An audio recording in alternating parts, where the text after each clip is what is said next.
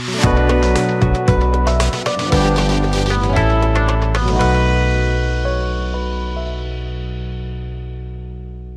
जी। Mutual fund के वर्तमान और संभावित निवेशक जियो ब्लैकरॉक की तमाम खबरें आपने देखी होगी। बहुत सारे यूट्यूबर्स ने वीडियो किया और ये भी आपको पता लग गया होगा कि 2 प्लान लॉन्च करने के लिए तैयारी शुरू हो गई है। सेबी में ड्राफ्ट पहुंच गया है जियो ब्लैकरॉक की तरफ से, लेकिन किसी भी वीडियो में डीप इंसाइट आपको नहीं मिला कि आखिरकार हमें क्या करना चाहिए। तो आज के इस वीडियो में डीप इंसाइट हम देखेंगे कि कैसे इस प्लान की क्या क्या खासियत है, क्या क्या खासियत नहीं है और किन किन को करना चाहिए और जियो ब्लैकरॉक का इस पर क्या इम्पैक्ट रहने वाला है।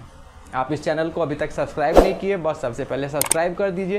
लाइक और कमेंट्स अगर आप करते हैं तो हमारे जैसे लोगों की हौसला अफजाई होती है। जियो ब्लैकरॉक ने SEBI securities exchange board of India के सामने 2 प्रस्ताव रखा है कि मैं ये 2 प्लान लेके मार्केट में आना चाहता हूँ, आप मुझे अप्रूवल दीजिए। वो कौन कौन से 2 प्लान है सर? ये पहला लिक्विड फंड और दूसरा मनी मार्केट फंड। दोनों ही फंड, जैसा ही आप नाम देख रहे हैं आपको लग गया होगा कि दोनों ही डेट फंड कैटेगरी के ये दोनों ही इंस्ट्रूमेंट हैं, अर्थात ये दोनों ही डेट फंड के हैं, है ना। तो डेट फंड का सबसे जो बड़ा कैरेक्टरिस्टिक है वो ये है कि ये लेसर रिस्की रहता है इक्विटी फंड की अपेक्षा।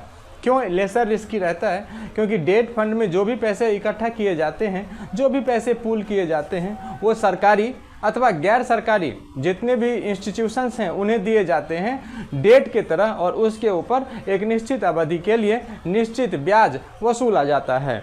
और इसी वजह से इसमें इक्विटी म्यूचुअल फंड की अपेक्षा कम रिस्क रहता है। फिलहाल जियो ब्लैकरॉक के हितेश सेठिया CEO साहब ने 2 फंड को अप्रूवल के लिए भेजा है सेबी में, लिक्विड फंड को और मनी मार्केट फंड को। दोनों ही डेट कैडर के हैं। तो एक बात तो समझ में आती है कि ऑब्जेक्टिव रिलायंस जियो ब्लैकरॉक का ये है कि अभी जो हम निवेशकों को टारगेट कर रहे हैं वो निवेशक हमसे क्या चाहता है? डीप पर्सनलाइज जियो सॉल्यूशंस चाहता है, पर्सनलाइज फाइनेंशियल सॉल्यूशन चाहता है, नंबर 1। और दूसरा डीप इंसाइट उनको चाहिए। उड़ती उड़ती खबरों से म्यूचुअल फंड कराना नहीं चाहती है भारत की जनता, तो उसे एक बेहतरीन प्रोडक्ट देना होगा। और ये कमोबेश सेविंग अकाउंट जैसा ही दिखेगा उन्हें, तो वो निवेश करने से नहीं हिचकिचाएंगे और इन फ्यूचर उनका कैपिटल इरोजन नहीं होगा अगर वो डेट फंड में रहेंगे। तो इससे हमें बड़ा क्लाइंट बेस एक्वायर करने में मदद मिलेगा, शायद ऐसा उनका ऑब्जेक्टिव रहा हो। ठीक है, अब देख लेते हैं दोनों फंड में से पहला लिक्विड फंड है और दूसरा मनी मार्केट फंड है। आप एक इन्वेस्टर के नाते कंफ्यूज रहेंगे कि हमें किस फंड में करना चाहिए या नहीं करना चाहिए, क्या बाजार में इस तरह के फंड उपलब्ध हैं, और अगर बाजार में इस तरह के फंड उपलब्ध हैं तो उन्होंने हालिया क्या प्रदर्शन किया है। और सबसे बड़ी चीज़, जैसा कि आप जानते हैं किसी भी म्यूचुअल फंड में आप निवेश करते हैं तो आपके पैसों से कुछ पैसे कटते हैं और वो पैसा जाता है TER के रूप में, टोटल एक्सपेंस रेशियो के रूप में, है ना। तो सबसे बड़ा फैक्टर ये भी आप देखेंगे कि आखिर इसमें TER कितना होने वाला है।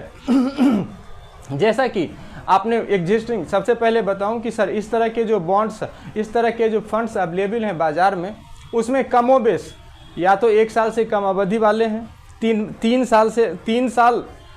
3 महीने की अवधि वाले हैं, 3 सप्ताह की अवधि वाले हैं, 1 सप्ताह की अवधि वाले हैं और ज़्यादा दिन 4 साल 5 साल वाले भी हैं। मोटा माटी अगर रिटर्न की बात करें, इस दोनों मिला करके टेंटेटिव अगर मैं बात करूं तो दोनों में रिटर्न आया है सर लगभग 6%, 5 से 7% के बीच। अगर मैं एक एग्जांपल यहाँ पे कोट कर दूं HDFC कॉर्पोरेट फंड की, तो उसने 1 साल में 7.5% का रिटर्न बनाया है, जबकि उसका टोटल एक्सपेंस रेशियो मात्र 0.3% रहा है। ऐसे में जियो ब्लैकरॉक पे ये दबाव रहेगा कि वो टोटल एक्सपेंस रेशियो कितना कम रखती है, जिससे कि ग्राहकों को ज़्यादा फायदा होता है।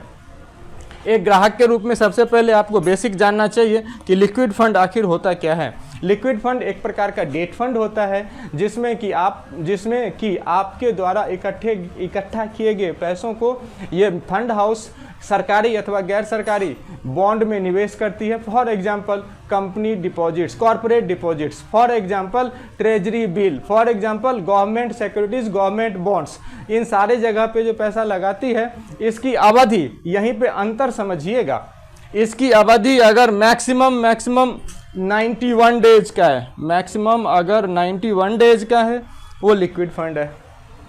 कि जी मैक्सिमम अगर हम आपको रिसीडुअल मैच्योरिटी देखेंगे तो हम 91 डेज देंगे आपको, इससे ज़्यादा नहीं देंगे। हाईली लिक्विड होता है ये और इस पे इंटरेस्ट थोड़ा सा कम मिलता है। वहीं पे अगर आप इसी तरह के सरकारी अथवा गैर सरकारी बॉन्ड में निवेश करते हैं, ट्रेजरी बिल में, कॉरपोरेट बॉन्ड्स में, इस तरह में निवेश तो करते हैं इसी तरह में, लेकिन समय अवधि ज़्यादा दे देते हैं, जैसे कि 1 साल तक की, मैक्सिमम 1 साल तक की समय अवधि अगर आप दे देते हैं सामने वाले को, तो फंड हाउस की बात कर रहा हूँ, तो वो मनी मार्केट इंस्ट्रूमेंट्स कहलाता है। और 1 साल मतलब रिसीडुअल, इसका मैच्योरिटी 1 साल होता है। ये मुख्य अंतर है। अब चूंकि टाइम फ्रेम में अंतर आ गया तो इसलिए रिटर्न में भी अंतर अपेक्षित रहता है। लिक्विड फंड ऑलवेज थोड़ा कम रिटर्न बना के देता है मनी मार्केट फंड से, और बाकी नॉमेनक्लेचर लगभग बराबर रहता है।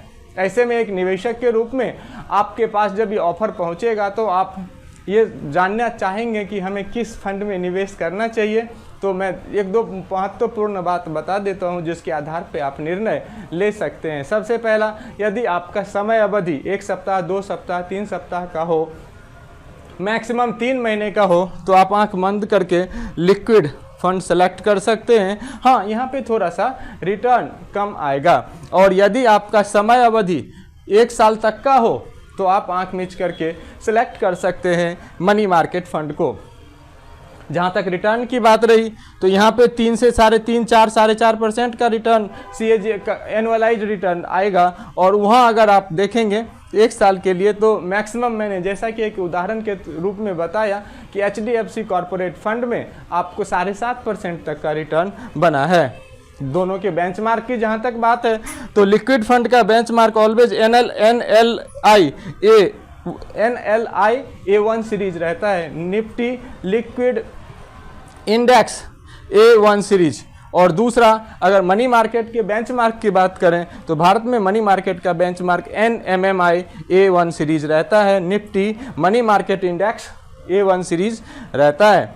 दोनों में सर यहाँ पे 500 रुपये से शुरुआत म्यूचुअल फंड जियो ब्लैक रॉक ने करी है, और आप इससे ज़्यादा का भी निवेश 501, 502, 503 इस तरह से कर सकते हैं। बहरहाल आने वाले दिनों में एक चीज़ बड़ा दिलचस्प रहेगा देखने वाला, जो कि अभी तक क्लियर नहीं किया है रिलायंस जियो ब्लैक रॉक ने, कि टोटल एक्सपेंस रेशियो कितना रखेंगे आप।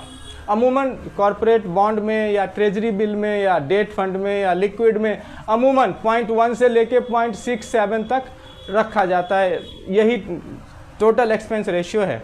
ऐसे में चूंकि मार्केटिंग एक्सपेंस इसका जियो ब्लैक रॉक का बहुत कम है, तो आशा ये की जाती है कि इसका एक्सपेंस रेशियो कम होगा। एक्सपेंस रेशियो कम होगा तो निवेशकों को ज़्यादा ब्याज मिलेगा। तो ये सबसे बड़ी चीज़ है। बाकी देख के, सोच के, समझ के आप ज़रूर निवेश कर सकते हैं, क्योंकि जियो ब्लैक रॉक वही कंपनी है जिसमें कि जियो ने धमाल मचाया था इंडिया में। आशा है कि यही धमाल मचेगा फिर से म्यूचुअल फंड इंडस्ट्री में। आगे क्या होता है आप भी देखिए, हम भी देखेंगे।